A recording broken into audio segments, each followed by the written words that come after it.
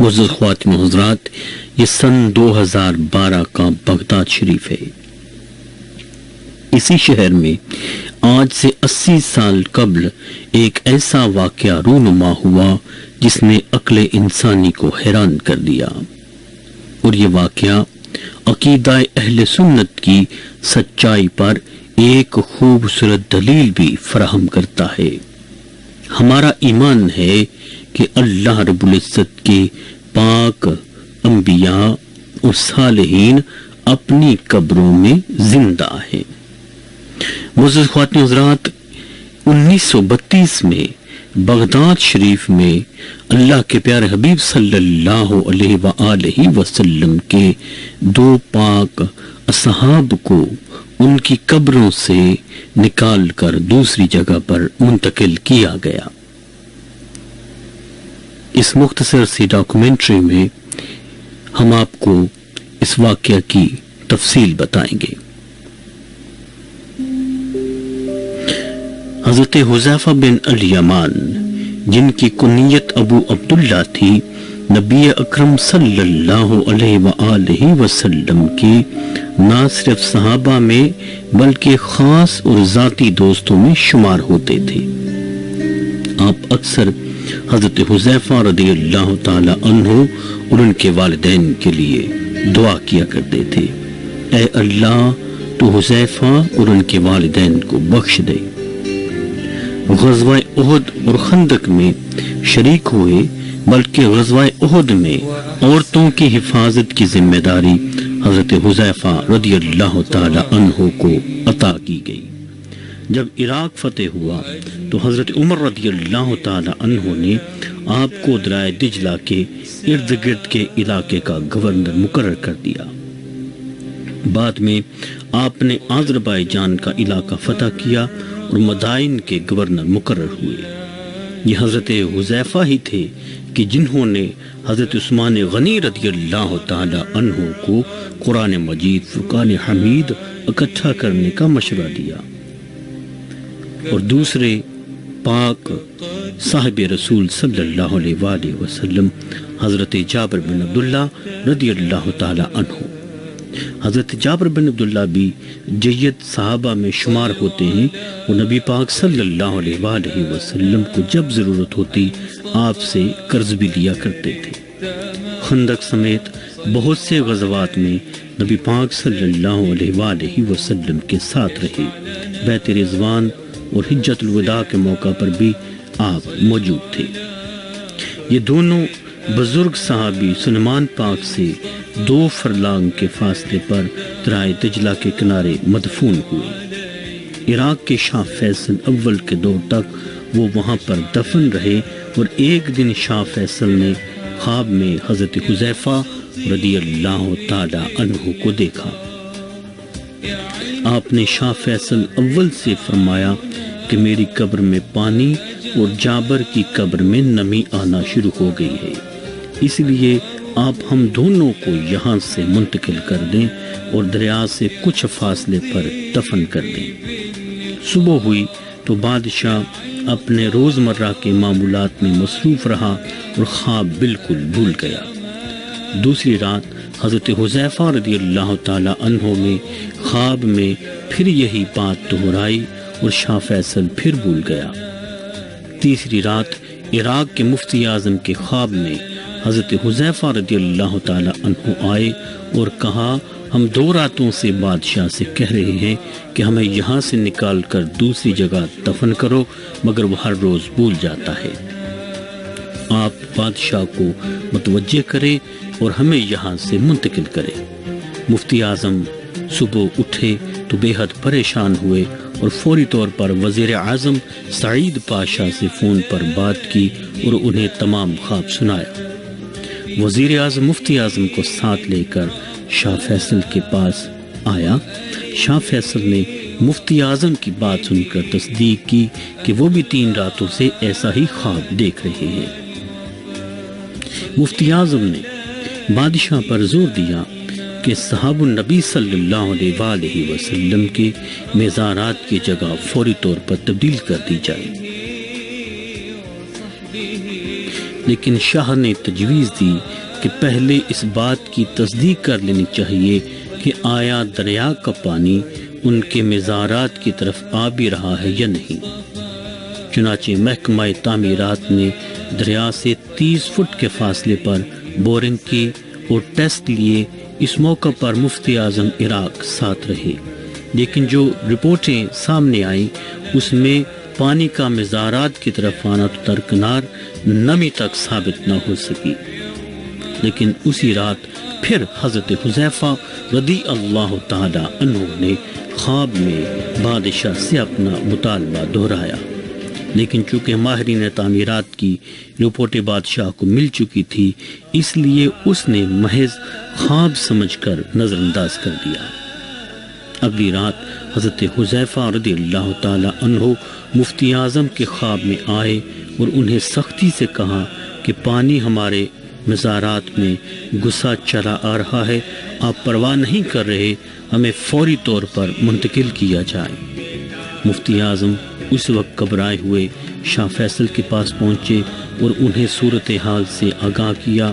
بادشاہ نے اس موقع پر جنجلاہٹ کا اظہار کیا اور کہا کہ مفتی صاحب، آپ ماہرین کی رپورٹ ملاحظہ کرنے کے باوجود مجھے کیوں پریشان کرنے چلے آئے ہیں؟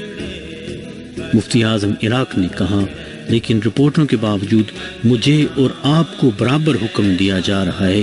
میرا مشورہ یہی ہے کہ براہ کرم آپ ان پاک اصحاب النبی صلی اللہ علیہ وآلہ وسلم کے مزارات کھلوا دیجئے۔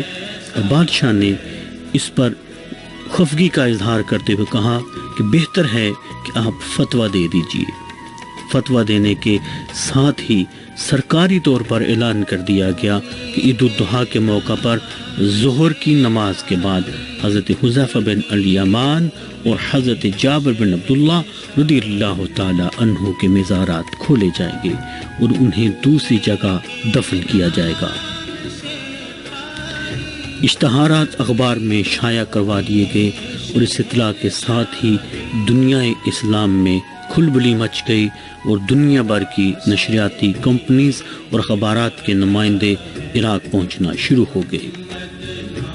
چونکہ موسم حج تھا اس لیے حکومت عراق نے مسلمانان عالم کی اپیل پر حج کے بعد مزارات کھولنے کی اپیل منظور کر لی۔ اب صورتحال یہ بنی کہ پوری دنیا سے عراق کے بادشاہ کو تار اور ٹیلی فون آنا شروع ہو گئے کہ مزارات کھولنے کی تاریخ بڑھائی جائے تاکہ صحابہ کے جنازوں میں شرکت ہو سکے۔ لیکن ادھر حضرت حذیفہ رضی اللہ تعالی عنہ کا تقاضا بڑھ رہا تھا کہ ہمیں جلدی منتقل کرو۔ معزز خواتین حضرات، وہ دن آ گیا کہ جب ان پاک اصحاب مصطفیٰ صلی اللہ علیہ وآلہ وسلم کی قبروں کی منتقلی کا منظر دیکھنے کے لیے تقریباً 5 لاکھ افراد سلمان پاک بغداد میں جمع ہو گئے۔ اس موقع پر غیر مسلم بھی اس عجیب و غریب صورتحال کو اپنی آنکھوں سے دیکھنے کے لیے وہاں پہنچ گئے اور غیر مسلموں کی ایک کثیر تعداد بغداد میں جمع ہو گئی۔ حکومت عراق نے کسٹم، ویزا اور کرنسی وغیرہ کی پابندیاں ختم کر دیں۔ دنیا اسلام کے سرکاری وفود کے علاوہ مصر کے بادشاہ بھی جنازے میں شرکت کے لیے آئے۔ شاہ عراق اور معززین اور حکومت کے عہدیداروں کے علاوہ 5 لاکھ افراد کی موجودگی میں مزارات کو کھولنے کا اہتمام کیا گیا۔ اللہ کے حکم سے مزارات کو کھولا گیا اور حضرت حذیفہ رضی اللہ تعالی عنہ کی قبر پاک میں پانی اور حضرت جابر بن عبداللہ رضی اللہ تعالی عنہ کی قبر مبارک میں نمی آ چکی تھی۔ انتہائی ادب اور احترام کے ساتھ اللہ کے پیارے حبیب صلی اللہ علیہ وآلہ وسلم کے ان غلاموں کے پاک جسموں کو قبروں سے نکالا گیا۔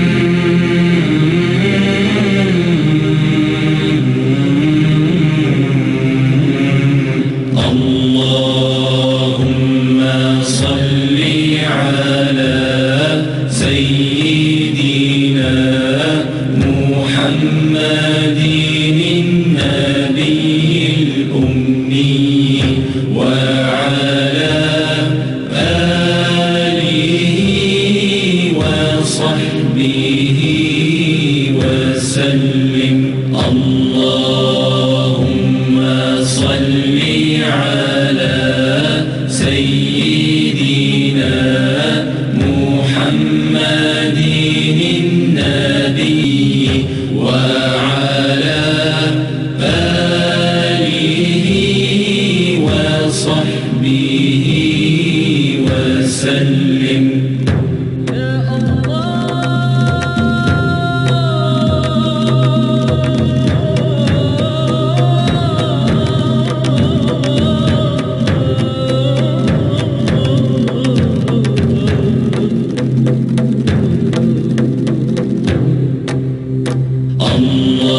اللهم صل على سيدنا محمد النبي الأمي وعلى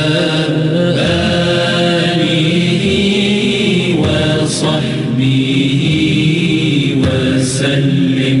Oh my Lord, my sins are like the highest mountain. My good deeds are very few, they're like a small pebble.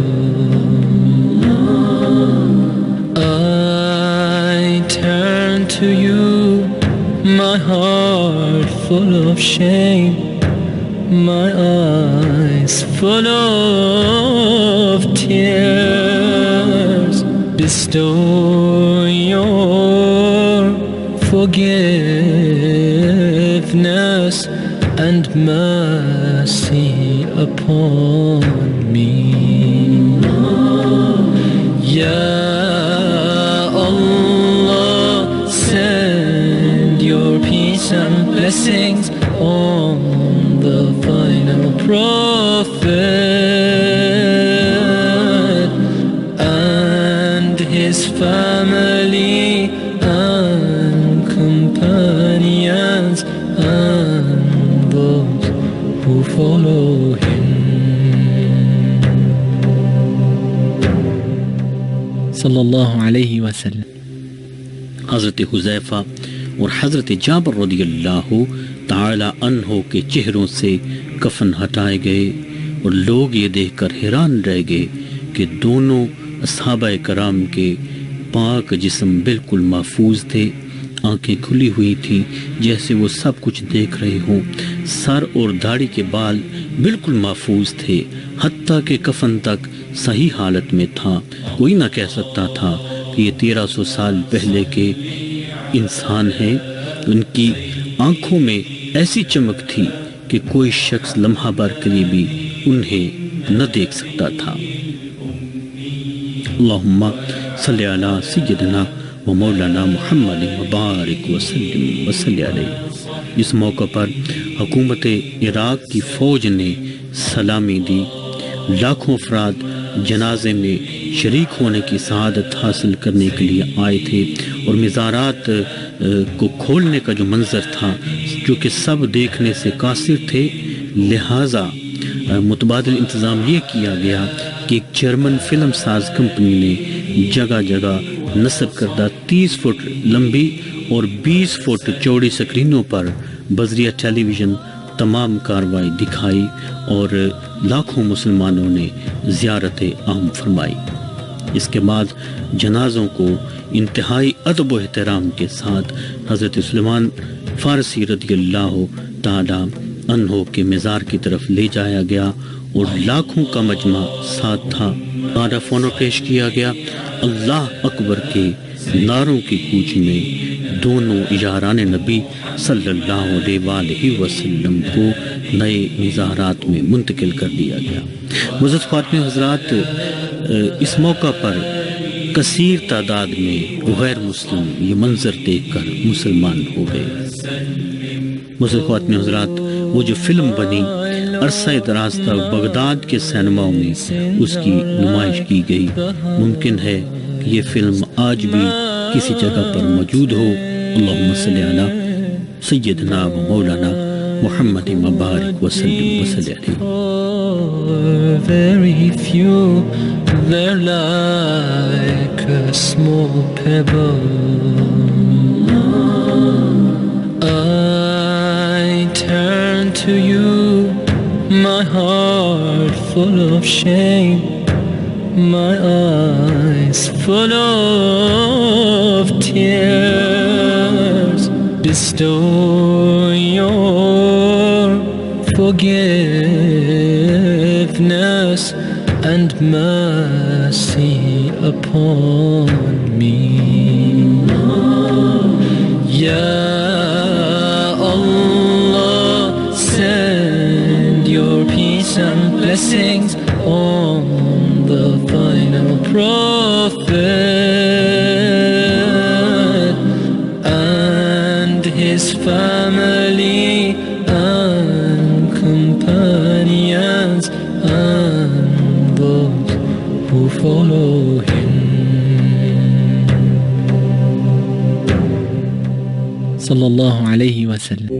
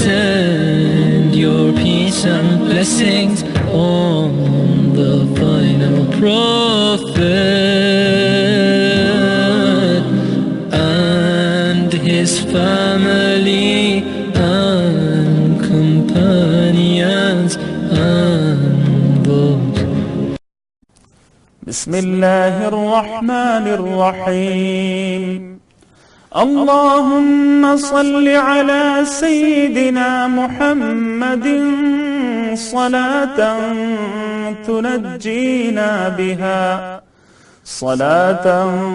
تنجينا بها من جميع الأهوال والآفات وتقضي لنا بها جميع الحاجات وتطهرنا بها من جميع السيئات وترفعنا بها عندك أعلى الدرجات وتبلغنا بها أقصى الغايات من جميع الخيرات في الحياة وبعد الممات، إنك على كل شيء قدير.